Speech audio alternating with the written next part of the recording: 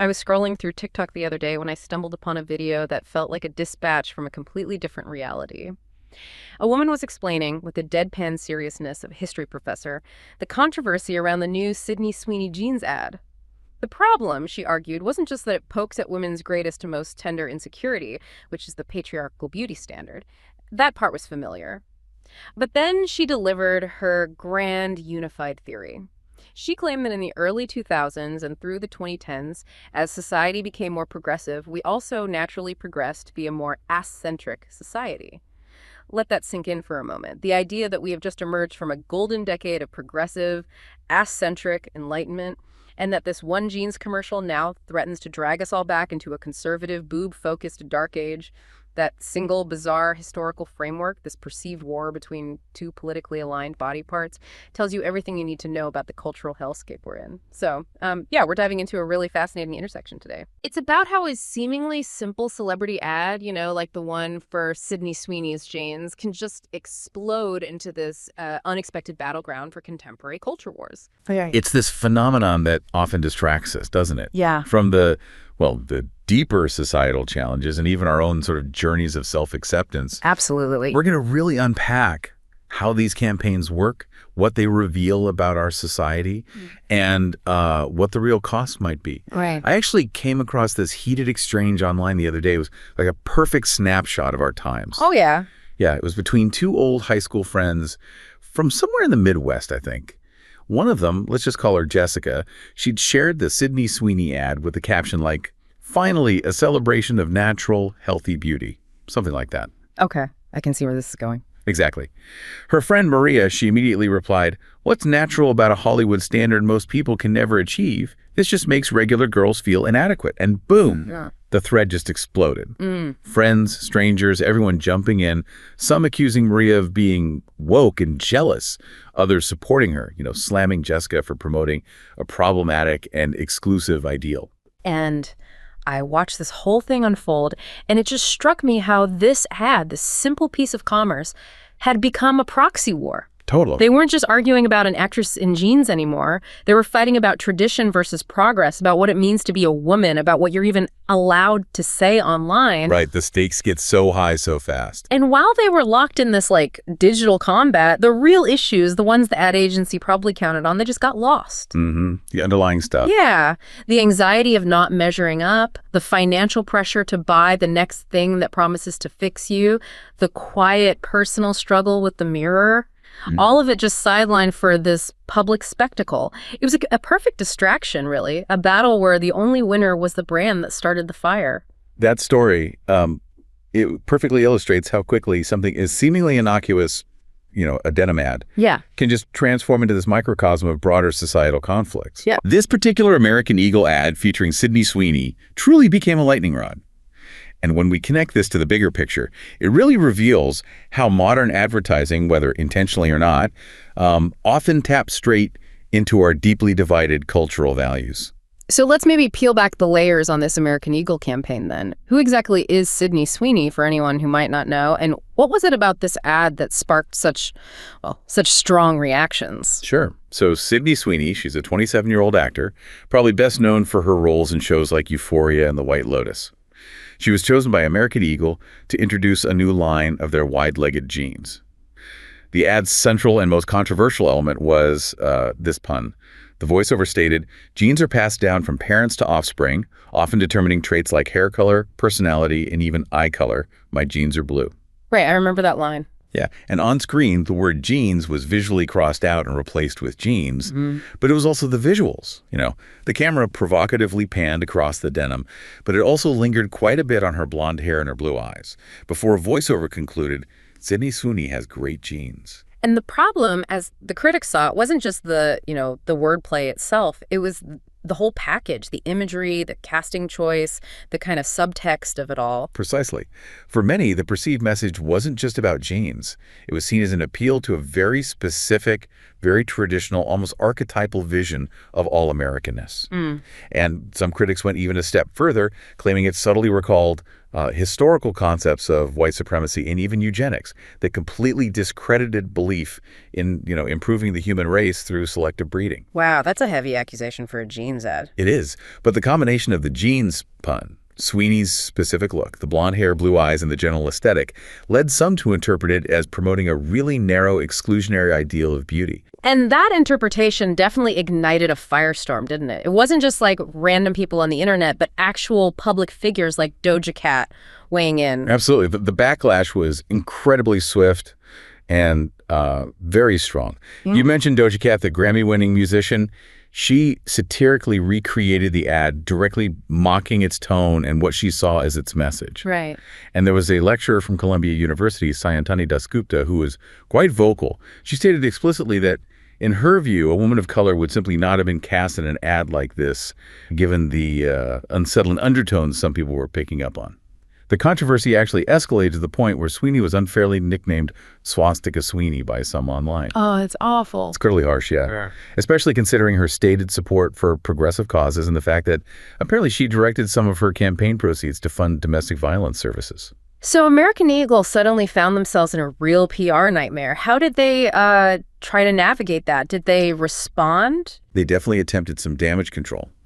Their first move was to post an image of a mixed-race model on their social media, which seemed like a visual attempt to, counter the narrative. Right, trying to show diversity after the fact. Kinda, yeah. And this was then followed by a written statement clarifying their intent. They basically said that the campaign was always about the genes, her story, trying to, depoliticize it and bring the focus back to the product. But here's the really wild part, isn't it? Despite all that controversy, maybe because of it, the ad ended up being a massive financial success for American Eagle. It was an absolutely astounding commercial success. Despite, or as many suspect, because of the intense controversy, American Eagle's sales reportedly jumped by an incredible $400 million in a single day. 400 million, seriously. Seriously. And the company's stock price shot up 20%. It's a really stark, almost cynical illustration of how maybe engineered controversy, no matter how problematic it appears on the surface, can translate directly into significant profit and brand visibility. That's a huge return for an ad that generated so much negative buzz. And, it's not actually the first time we've seen this kind of wordplay with jeans and jeans, is it? Not at all. There's a really notable historical parallel, actually, with a Calvin Klein ad from way back in the 1980s. It featured a then 15-year-old Brooke Shields. Oh, I remember those. Nothing comes between me and my Calvins. That's the era. Yeah. And that campaign also famously played on the jeans pun. However, the key difference was its framing. It placed the pun within a much more neutral context of, like, science and evolution, rather than any kind of insinuation about race or eugenics. Ah, okay. Plus, Brooke Shields, as a brunette model, also likely appeared less stereotypically Aryan to the public at the time, which further differentiated it from the more racially charged implications some people saw in the Sweeney campaign. It's subtle, maybe, but an important distinction that shows how the same linguistic trick can have vastly different cultural impacts depending on the context and the perceived subtext. So looking beyond this specific ad, it seems like Sydney Sweeney herself has kind of become a lightning rod for these broader cultural discussions. What's going on with what some people are calling her controversy brand? Yeah, it's an interesting observation, and it definitely goes beyond just this one campaign. The suggestion from some commentators is that Sweeney has actively chosen to lean into a very hypersexualized public image and consciously integrate controversy into her personal brand. Right. This became particularly evident back in 2022. Remember those photos that surfaced from her mother's 60th birthday party? Vaguely, yeah. Something got hats. Exactly. Attendees were wearing hats that viewers immediately claimed resembled MAGA caps, and also Blue Lives Matter tees. Her brother tried to reframe the hats as, like, a joke, make 60 great again, and Sweeney herself attributed the public's upset to misinterpretations. She explained the guests were friends of her mother from L.A. who apparently thought it would be funny to wear those items.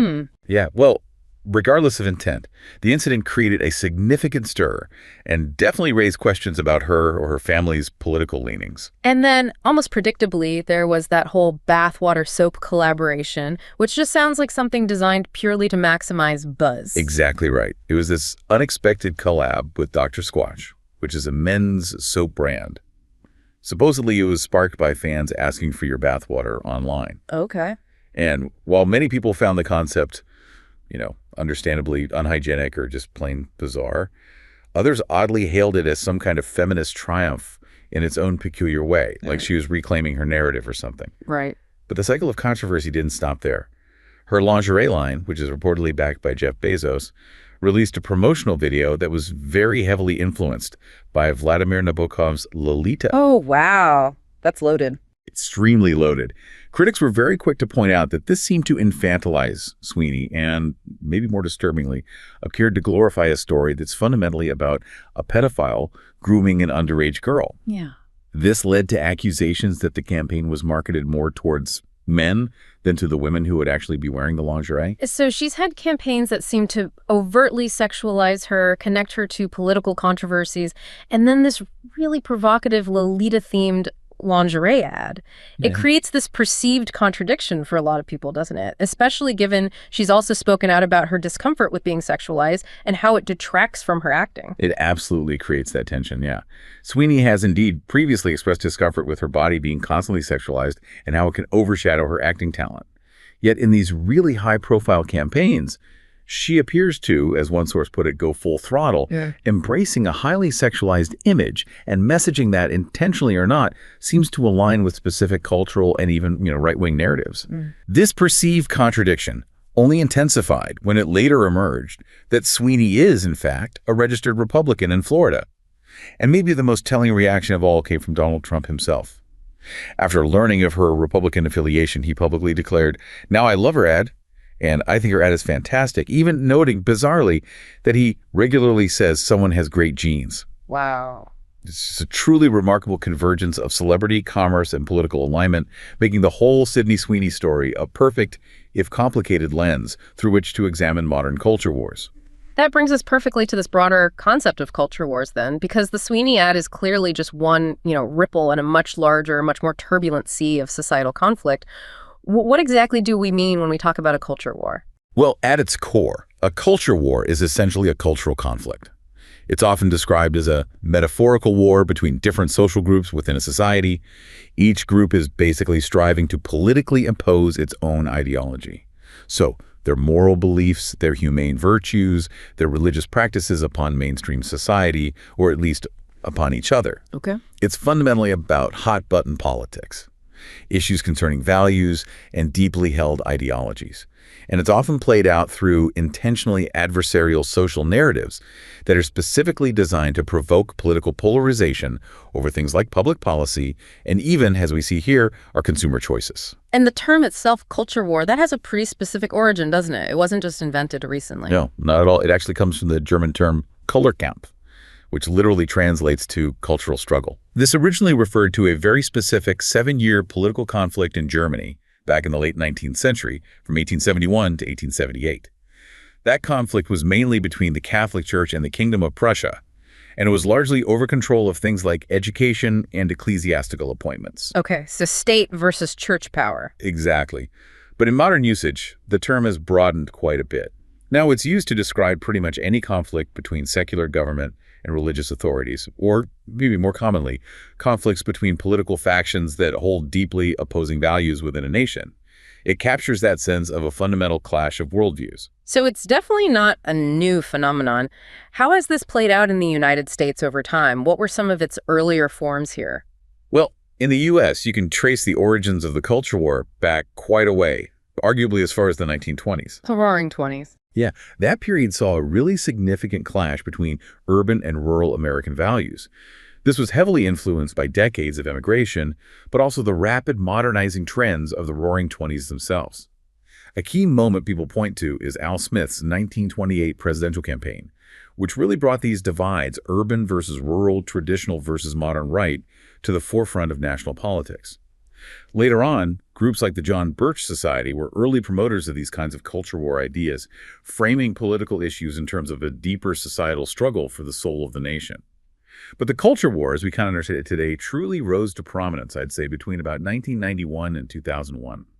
A key figure here is the sociologist James Davison Hunter. His 1991 book, Culture Wars, The Struggle to Define America, was really influential. Right, I've heard of that one. Yeah, he described what he saw as a dramatic realignment and polarization on these hot-button issues. Things like abortion, gun politics, the separation of church and state, drug use, homosexuality, censorship. The list goes on. Hunter identified two primary opposing poles in this struggle: progressivism on one side and orthodoxy on the other. This was also the period, crucially, when many evangelical leaders, especially after the end of the Cold War, shifted their focus. The perceived primary threat moved from foreign communism to domestic changes, particularly in gender roles and sexuality. And that's when we started hearing some really direct, almost combative rhetoric, right? I seem to remember Pat Buchanan's speech from around then. Absolutely. Pat Buchanan, during his 1992 presidential campaign, gave that now famous speech where he declared, "There is a religious war going on in our country for the soul of America. It is a cultural war, as critical to the kind of nation we will one day be as was the Cold War itself." Wow, direct comparison to the Cold War. Exactly. He specifically criticized environmentalists, feminism, and what he saw as Bill and Hillary Clinton's agenda, framing them as threats to God's country. This kind of rhetoric, especially coming from groups like the Christian Coalition, had a really complex impact. Some argue it might have actually weakened George H.W. Bush's chances for re-election in '92. But it undeniably helped Republicans gain control of Congress in the 1994 midterms. It also deeply influenced debates over things like state school history curricula throughout the 90s, forcing this really contentious discussion about whether American history should be taught primarily as a celebratory story or a more critical undertaking. So a period of really intensified ideological struggle, and then after 9/11, did the dynamics of the culture war shift again? How did that event change things? They certainly did, in the period from roughly 2001 to 2012. This era saw a significant rise in neoconservatism, which often reframed national problems as being fundamentally moral issues rather than purely economic or political ones. Like what, for example? Well, for instance, the perceived decline of the traditional family structure was increasingly presented not just as a social trend, but as a spiritual crisis. During this time, voting patterns also began to correlate much more strongly with religious belief. You saw traditionalists, or the self-identified Orthodox, largely aligning with Republicans, while liberals, modernists, or non-religious individuals tended to align more with Democrats. What's particularly striking, I think, is that even belief in scientific conclusions like human-caused climate change became, as one source put it, tightly coupled with political party affiliation. Climate change essentially got sucked into the culture war vortex. It stopped being just about the science for many people. It became about what your political identity allowed you to believe. It really sounds like a foundation was laid for, well, a lot of what we see today. What does the culture war look like in its current, most expansive form, say, from roughly 2012 up to the present? Yeah, this most recent era has seen a really significant broadening and, I think, intensification of the culture war. It's marked partly by the rise of what's often called cancel culture, primarily associated with young progressives and amplified massively via social media. Many observers describe this as having transformative effects on university life and later on politics and culture throughout the English-speaking world. Yeah. Some have even dubbed this period the Great Awakening. Then, of course, President Donald Trump is often credited with or blamed for pioneering a new politics of perpetual culture war. He openly listed issues like Black Lives Matter, the U.S. national anthem protests, climate change, education, healthcare, even infrastructure as central battlegrounds in this ongoing conflict. And it feels like new fronts are constantly opening up, doesn't it? Precisely. New fronts continue to emerge. Most notably, in recent years, we've seen transgender rights become a major flashpoint, along with the ongoing debate about the role of religion in lawmaking. Public opinion polarization on these issues often mirrors the patterns seen in earlier culture war battles. And it gets stranger still. Even seemingly apolitical matters, like the opposition to wearing face masks during the COVID-19 pandemic, became what one analysis called a senseless culture war issue, tragically jeopardizing public health. A key strategy, particularly on the right in this current phase, is what's been termed owning the libs. Right, that phrase is everywhere. Yeah, where conservative media figures intentionally emphasize and expand upon culture war issues, often with the primary goal of upsetting or provoking liberals. This tactic can sometimes function almost as a substitute for a cohesive conservative ideology, helping to hold disparate voting blocs together, maybe in the absence of strong shared policy preferences. That's a really powerful point about strategy maybe trumping substance. Are there clear examples of this culture war playing out specifically within popular culture as well? Oh, absolutely. Conflicts within popular culture, things like Gamergate, Comicsgate, and even the Sad Puppies science fiction voting campaign a few years back, have all been identified as clear examples of the culture war spilling over. Right, those were intense. Very intense. They were often described as proxy wars, battles between those advocating for greater inclusion of women and minorities in these communities versus anti-feminists and traditionalists who felt their spaces were being invaded or changed.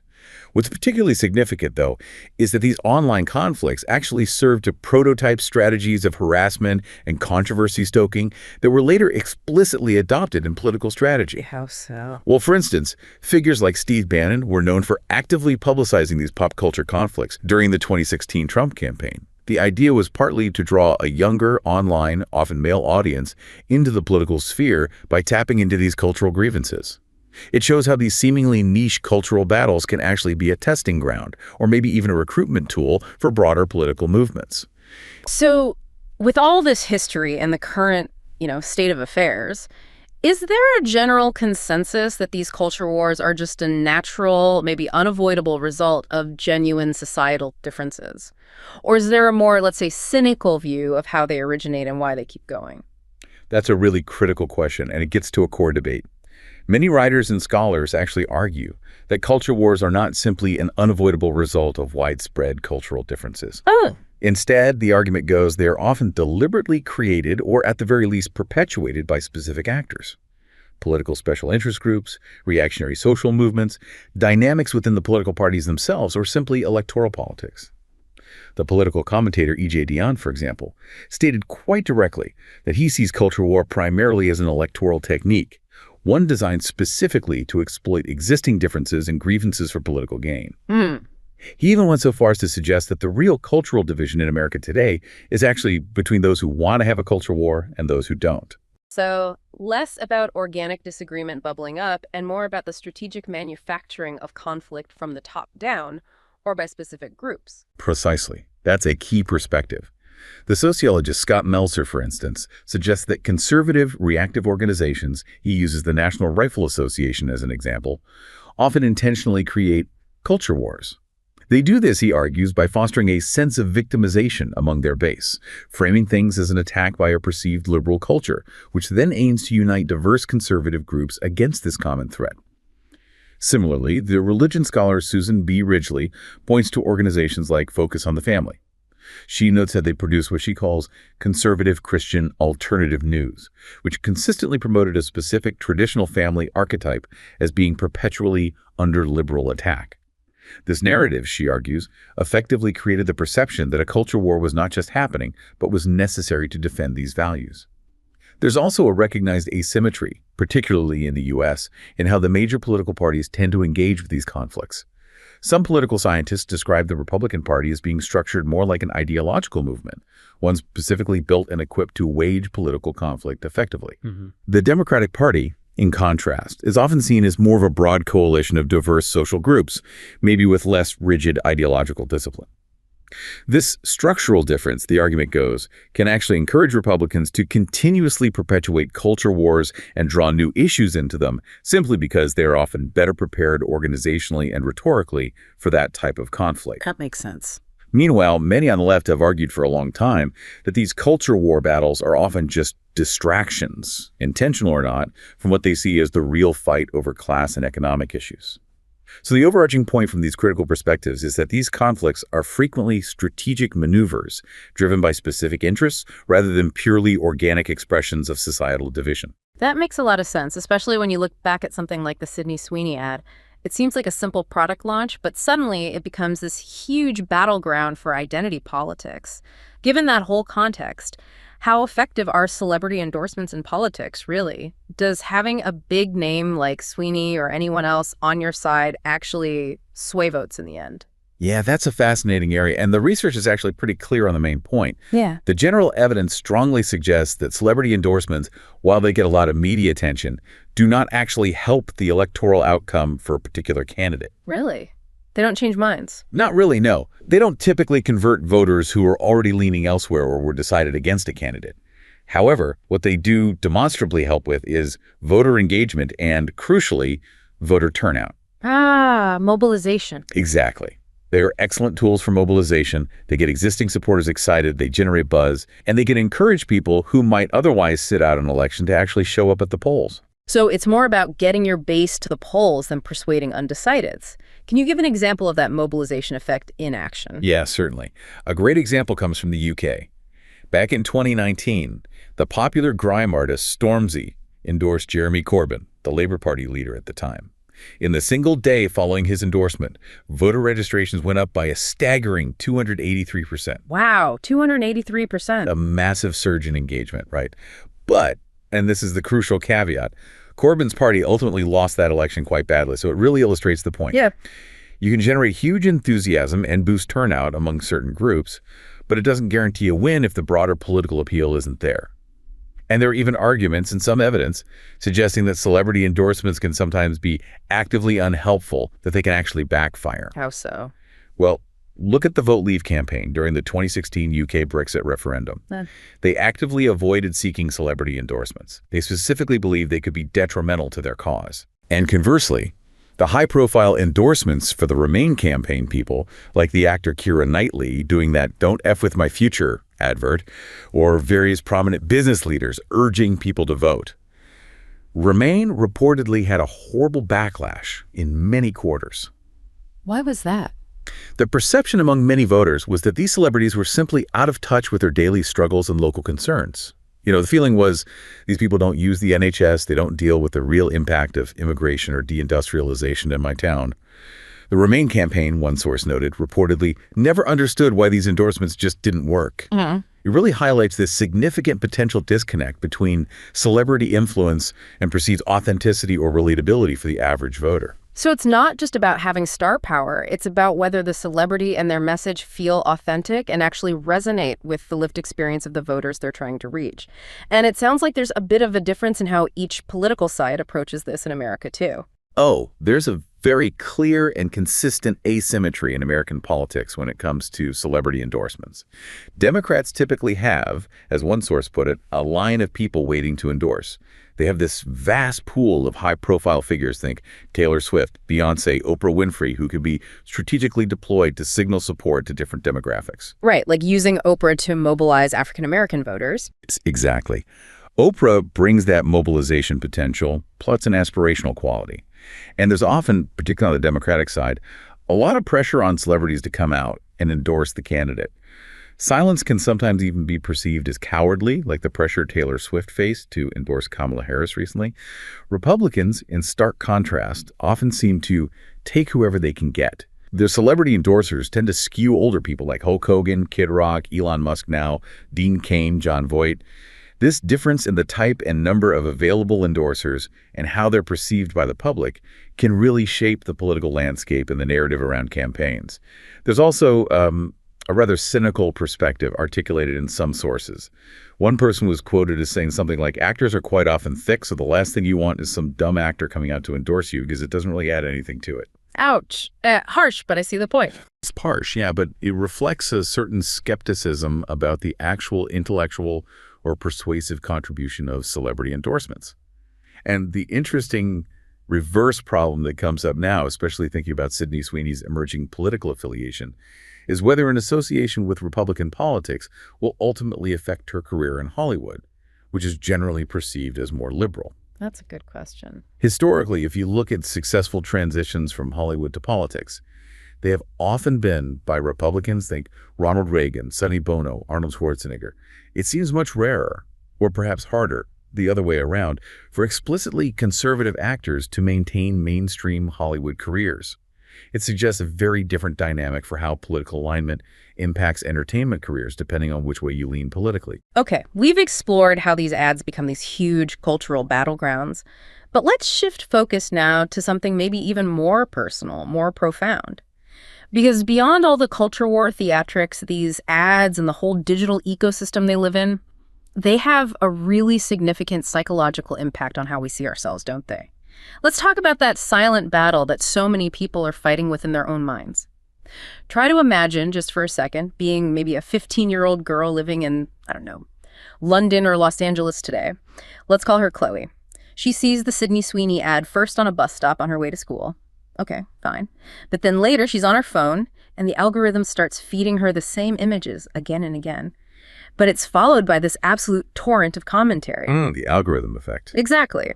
Some videos are praising Sydney's look as absolute perfection, maybe with tutorials on how to get a body like hers, but then other videos are attacking it, featuring commentators discussing every perceived flaw, maybe celebrating other body types as a form of resistance. It's a whirlwind. It's a total psychological whirlwind for Chloe. She looks in the mirror and she's not just seeing herself anymore. She's seeing this collection of parts to be judged against a constantly shifting, digitally amplified standard. Is her waist small enough? Is her hair the right shade of blonde? She finds herself pinching her skin, sucking in her stomach, feeling that familiar wave of anxiety wash over her. Yeah. Her sense of self isn't coming from her friends or her family or her own accomplishments anymore. It's being shaped moment by this external online referendum on bodies. The controversy isn't just background noise, it's becoming the very lens through which she's learning to see herself. A lens that flattens her entire worth into a series of aesthetic data points, validated only by likes and shares.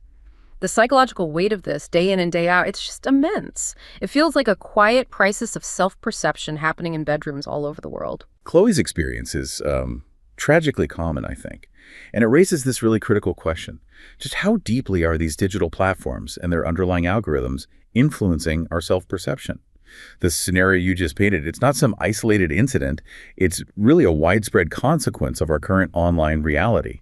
These technologies aren't just passively showing us content anymore. They are actively shaping our internal narratives and how we perceive our own bodies. If you try to explain the current use of social media algorithms, these systems analyzing our every click, creating perfectly curated feeds to someone from the year 2000 or even 2010, it would honestly sound like something out of a dystopian novel. It really would. Yet here we are. And as the historian Yuval Noah Harari puts it, with sufficient biometric data, a technology company can now potentially create an algorithm that knows you better than you know yourself. That's a really chilling thought. An algorithm knowing you better than you know yourself. So how specifically do these algorithms end up perpetuating beauty standards? Is it always deliberate on the part of the companies? Well, beauty standards tend to manifest through these algorithms in two main ways. First, there's the more direct, maybe more overt way. It happens through the social media companies' own agendas and policies. These are often aligned with the brand image they want to project and, crucially, what they perceive as successful or engaging content. Okay. For example, there were leaked documents a while back that confirmed earlier allegations that TikTok specifically used its algorithm to suppress certain creators. Moderators were actually instructed to filter out users who were deemed unattractive, poor, or disabled. Seriously, they put that in writing? Apparently so. The platform, in essence, was actively favoring content that was more likely to be successful, which in practice meant featuring individuals who conformed to a very narrowly defined margin of visual acceptability. So that's a company explicitly using its algorithm to push a certain aesthetic, likely because they believe it keeps users engaged longer or attracts advertisers. Wow, that's pretty direct, almost feels discriminatory. But you mentioned there's a more insidious way this happens too, right? One that we as users might actually be contributing to without realizing it. Exactly. The more insidious way is largely driven by us, the users, often through our own unconscious biases. You see, our feeds are products of the algorithm, but the algorithm learns from our behavior. So our feeds function essentially as reflections of our own unconscious biases seeping into our online engagements. How does that work with beauty? Well, when we engage with content, whether we like it, comment on it, share it, or even just pause to look at it, the algorithm learns what holds our attention. And unfortunately, these biases that dictate our attention are regularly informed by pervasive societal norms, particularly Eurocentric standards of beauty. Meaning things like lighter skin, certain facial features. Exactly. Features like dark skin are often unconsciously viewed or have been historically portrayed as less desirable in mainstream Western media. This unfortunate reality can lead women of color, in particular, to internalize these biases from a very young age, which can create significant challenges for self-esteem. The end result is that our feeds often build on and unintentionally reinforce negative beliefs about ourselves, primarily exposing us to content from users who conform to these dominant, often Eurocentric beauty standards. It becomes this self-perpetuating cycle where our own clicks and views reinforce these narrow ideals, feeding them back to us and others. And these effects are further compounded by these harmful online trends and hashtags that just seem to spread with astonishing speed, using the algorithm as this incredibly powerful vehicle. Oh yeah, like the thigh gap thing years ago. Exactly. That was a huge one around 2014, particularly on platforms like Tumblr. And more recently, we've seen obsessions over things like back profiles or hip dips. Hip dips? What are hip dips? Exactly. It's these little indentations some people have where their hip meets their thigh, something most people never even noticed or thought about. But under specific hashtags, users will suddenly express distress or dissatisfaction with these newly highlighted physical characteristics. And in doing so, they inadvertently spread negative body images about features others might not have even been aware of or felt any shame about until they saw them being discussed and pathologized online. It's like a constant invention of new flaws to worry about. And then inevitably come the solutions to these manufactured problems, right? That's where it seems to get really concerning, potentially dangerous even. Precisely. The proliferation of supposed solutions to these often completely manufactured problems ranges from the truly bizarre to the genuinely dangerous. You see everything from people promoting subliminals to reshape your facial structure, which is a pseudoscience, to incredibly pricey facial creams promising unattainable transformations, or even things like waist training corsets for an hourglass look. And then there's the normalization of cosmetic surgery. Hashtags like #NoseJobCheck on TikTok, for example, have accumulated nearly 700 million views. They're filled with before and after videos showcasing rhinoplasties, which further normalizes these invasive procedures, especially for young audiences. What's truly tragic, though, is how these insecurities are then relentlessly reinforced by the echo chambers found within the comment sections of these posts. Users validate each other's toxic thought processes, creating this powerful negative feedback loop of dissatisfaction and comparison. It sounds like a never-ending cycle that just feeds on itself. And while the technology, the algorithms, the filters is relatively new, the underlying idea of profiting from insecurity, especially female insecurity, isn't exactly new, is it? You're absolutely right. The practice of, as one source puts it, pathologizing every aspect of the female body to capitalize on the insecurities of young women is by no means a new phenomenon. Naomi Wolf's seminal 1990 book, The Beauty Myth, eloquently talked about this decades ago. She referred to the endless pursuit of an unattainable physical idea as the ideology of self-improvement. Right.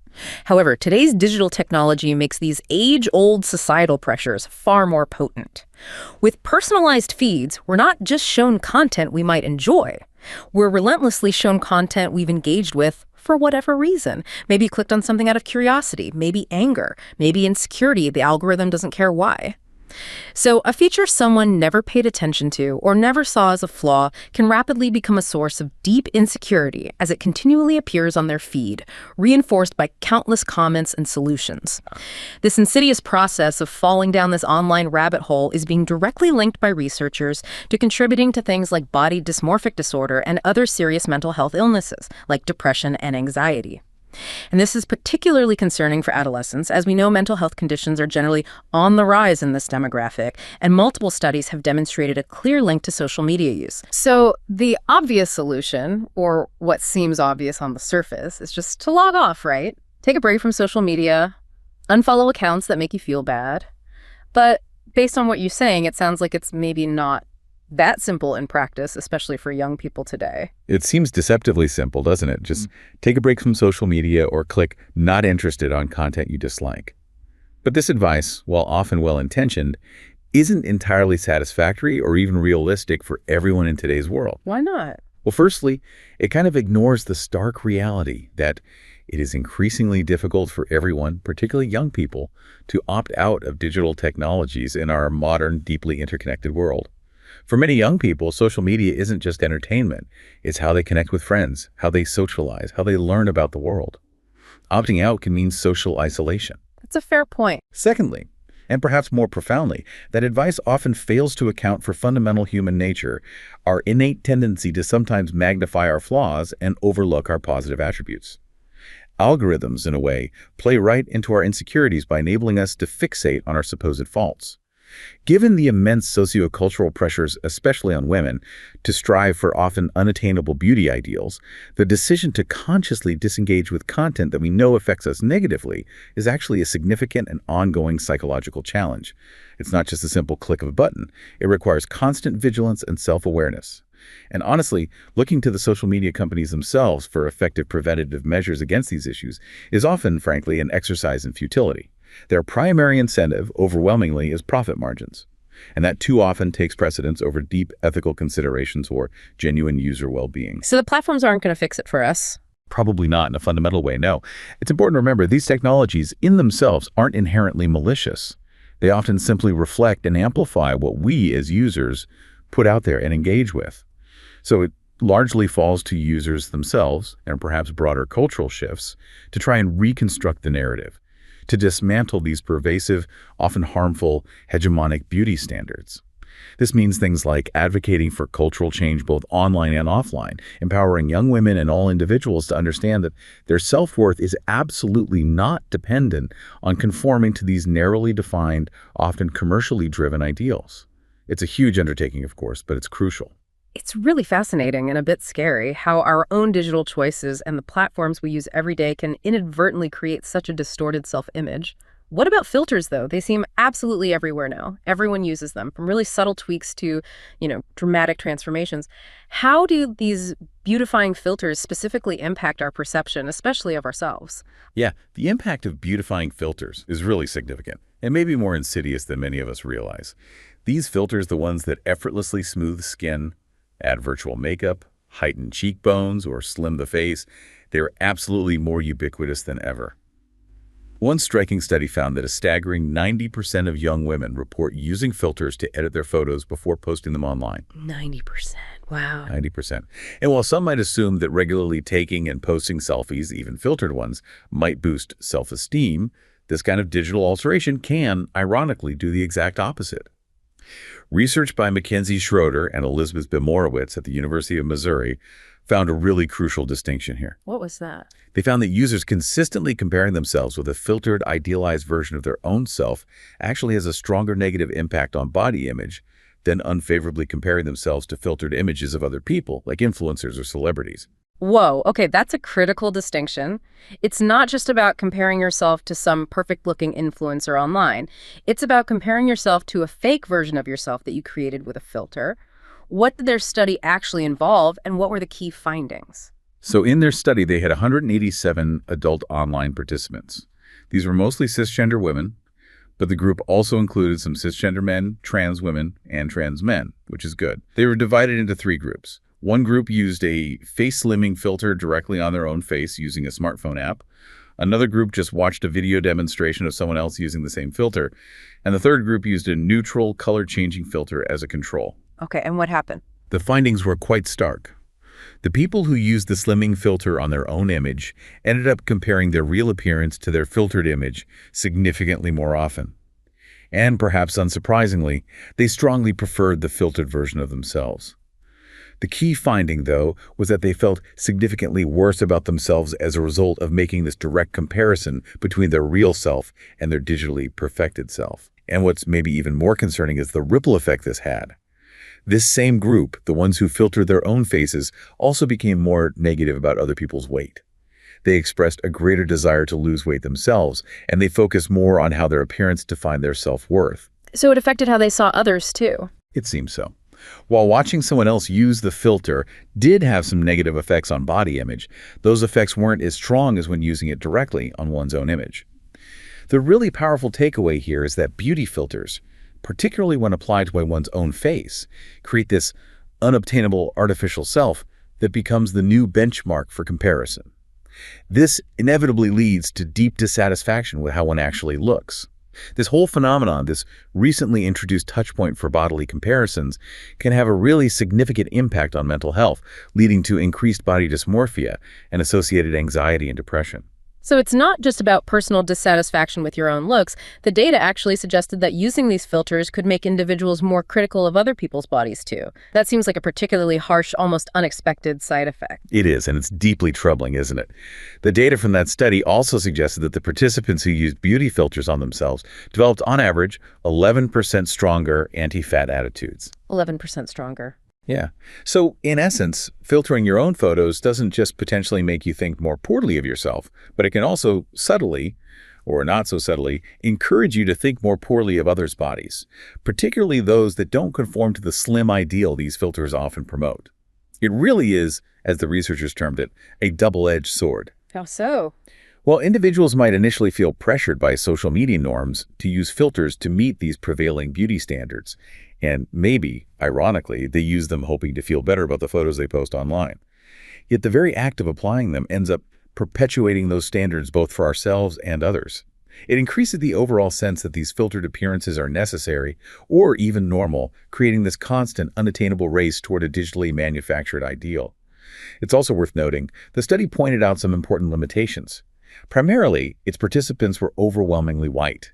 This is significant because, as we know, many popular beauty filters tend to slim noses or widen eyes in ways that arguably perpetuate a stereotypically Western and white version of beauty. That's a really important point. Absolutely.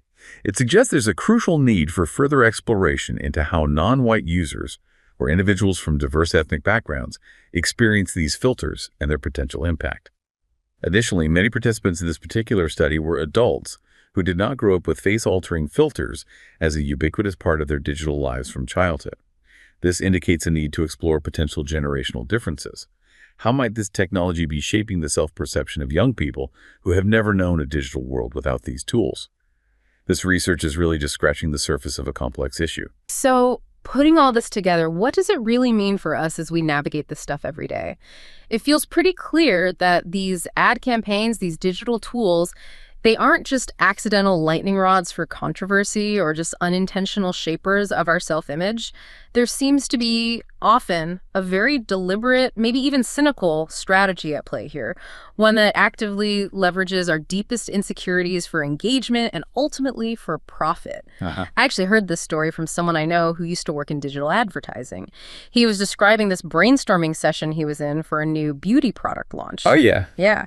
The campaign lead, apparently a very sharp, savvy woman, she pulled up a whole series of images. Some celebrated ultra-thin models, others featured plus-size women, and then there were a few, kind of like the Sydney Sweeney ad, that hit this very specific, classically beautiful but still curvy note. Okay. And then the lead reportedly said, this is our battlefield. We don't need everyone to love the campaign. We need them to fight over it. Wow. Just said it out loud. Right. Her strategy was to intentionally choose a model and a message that she knew would tap directly into the absolute rawest nerves of modern identity politics. She apparently explained it like, the body positivity crowd will call us out, okay, that generates one stream of engagement. Then she said, the anti-woke crowd will rush to defend us, creating another stream. We'll get think pieces, reaction videos, Twitter wars. They mapped it all out. Totally. Their goal wasn't just to sell a product, it was literally to engineer a viral controversy. By deliberately leveraging these deep-seated female insecurities and the intense political polarization around them, they could basically guarantee millions in free media exposure. As I listened to this story, I just felt this chill. It's like a glimpse into this deeply cynical machine that doesn't just profit from our insecurities, but actively cultivates and weaponizes them. It turns our personal, often painful feelings about our bodies into fuel for their engagement metrics and their profit margins, ensuring the conversation is always loud, always divisive, and always centered around their brand. That insight is incredibly revealing, isn't it? That's really where the layers truly peel back, showing the cold, hard commercial imperative that often lies beneath the cultural spectacle. This isn't just about selling jeans or body wash anymore. It's often about strategic engagement in a deeply polarized landscape. The story you shared just perfectly illustrates how brands are increasingly, and sometimes quite openly, weaponizing our societal divisions for profit. The explicit goal, as described by that advertising insider you mentioned, isn't for everyone to simply like or love a campaign. It's for people to actively fight over it. It's a meticulously calculated move to choose a model, a message, an aesthetic that they know will specifically tap into what you aptly called the rawest nerves of modern identity politics. So they're literally trying to create this intellectual and emotional tug of war online because they know exactly which groups will react and how they'll react. Precisely. The strategy anticipates, even relies on, the body positivity crowd calling them out. That generates one distinct, predictable stream of engagement and online conversation. But concurrently, they also anticipate that the anti-woke crowd will rush to defend the brand, maybe praising its traditional values or pushing back against perceived cancel culture. That creates another equally valuable stream of engagement. So they get coverage from both sides attacking each other. It's exactly. The predictable outcome isn't just a few grumpy social media comments. It's this whole cascade of think pieces appearing in major publications, countless reaction videos popping up across YouTube and TikTok, and full-blown, often vicious Twitter wars. The ultimate goal here isn't just product sales, though of course that's the hoped-for end result. It's often primarily about guaranteeing millions of dollars worth of free media exposure by masterfully exploiting these deeply ingrained societal insecurities and the existing political polarization.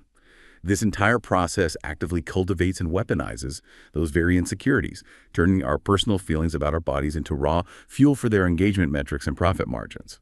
And the genius, or the cynicism of it, is that it ensures the brand remains absolutely central to a loud, divisive conversation that costs them next to nothing in traditional advertising spend. And maybe a prime example of a brand that has attempted this kind of strategy, albeit perhaps with more mixed results in terms of long-term perception and, genuine impact, is Dove with its long-running Real Beauty campaign. It started off with such a seemingly positive message, didn't it? Absolutely. Dove launched its campaign for Real Beauty way back in 2004. And its stated aim, which was widely lauded at the time, was to broaden the definition of beauty and actively challenge stereotypical conventions in advertising. How did they do that initially? They did it by presenting images of women who appeared, at least on the surface, to be outside traditional beauty norms. You might remember those ads with thought-provoking questions like wrinkled or wonderful, printed alongside images of older women, for example. Yeah, I remember those. They also established the Dove Self-Esteem Fund, partnering with various organizations to run workshops aimed at raising girls' self-esteem. This very effectively associated the Dove brand quite strongly with feminist ideals, and initially it gained widespread praise from many quarters. And commercially, the campaign was a massive viral success. Right, those videos went everywhere. They really did. Their evolution spot, which showed the digital manipulation involved in creating a beauty ad that aired only once during the 2006 Super Bowl, but impressively generated an estimated 400 million impressions just from the pre- and post-game publicity alone. And then the Real Beauty Sketches video from 2013, where women described themselves to a forensic artist, that garnered nearly 135 million views, becoming the most viewed video ad campaign of that entire year. It carried this powerful message that women are more beautiful than they know. This created immense positive exposure and significant brand equity for Dove, which is, of course, owned by the massive conglomerate Unilever. That's incredible reach and initial goodwill. But the campaign also faced some pretty significant criticisms over the years, didn't it? Particularly concerning this concept some critics started calling gender washing. Can you maybe explain what that means in this specific context? Indeed. Despite its initial runaway success and positive messaging, the campaign faced growing criticisms, and this concept of gender washing really became a central critique. One major controversy erupted back in 2017. They released a short Facebook campaign video that appeared to show a black woman taking off her top after using Dove soap, only to reveal a white woman underneath. Oh, I remember that. That was bad. It was really bad. The imagery was widely interpreted as implying that darker skin was somehow undesirable or dirty, needing to be washed away to reveal whiteness. It sparked a huge backlash for its blatant racial insensitivity. But beyond specific incidents like that, there were broader critiques. Despite its Real Women claim, many critics pointed out that most of the individuals featured throughout the campaign's history were still conventionally attractive by societal standards and overwhelmingly Caucasian. For instance, the models used often ranged in dress sizes from about a US 6 to a 12. Now, while that's larger than typical high-fashion models, it's still significantly smaller than the average American woman, who wears around a size 14 or 16. Even in that highly praised Sketches video, if you look closely, the participants were predominantly thin, young, white women. People of color appeared for less than 10 seconds in total, and often only when they were negatively describing themselves to the artist. So gender washing is kind of like greenwashing, where a company makes claims about being environmentally friendly, but their actual practices don't really back it up.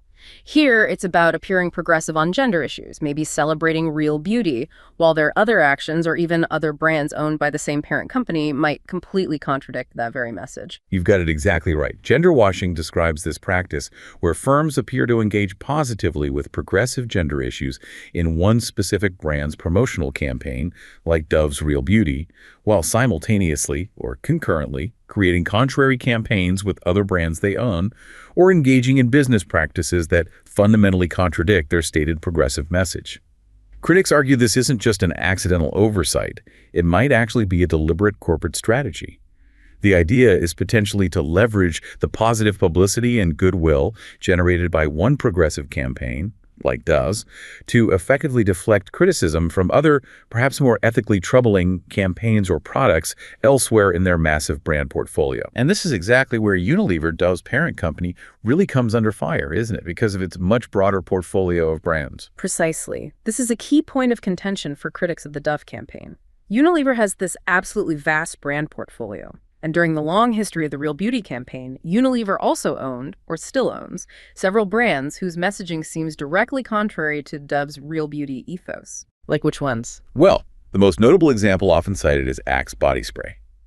Axe has been notorious for decades for its stereotypically gendered, often overtly offensive advertisements, which frequently portray women as being basically mindless creatures, instantly attracted to any man who uses the product. Right, those ads were pretty infamous.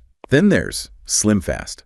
Unilever owned SlimFast for many years, a quick weight loss product whose marketing routinely makes it appear that slimmer is better. Yeah. It constructs an image for women that slimmer is more attractive, which directly undermines Dove's supposed message of body positivity and self-acceptance at any size. Even more starkly, perhaps, is Fair and Lovely.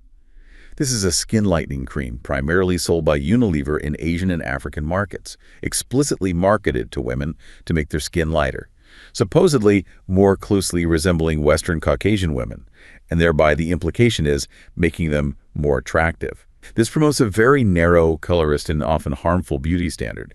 And just to add another layer of apparent hypocrisy, around the same time that Dove launched its highly praised Evolution film showing the artifice of beauty ads, another Unilever brand, Suave, ran its Pretty Mommy campaign. This campaign explicitly plays on moms' insecurities about letting themselves go after having children, promoting a message diametrically opposed to Dove's supposed focus on self-esteem and celebrating natural beauty at all life stages. Wow. An editorial in the trade publication Advertising Age at the time rightly argued that Unilever shouldn't be crowing about virtues in the communications for one brand if it's preaching vices for another.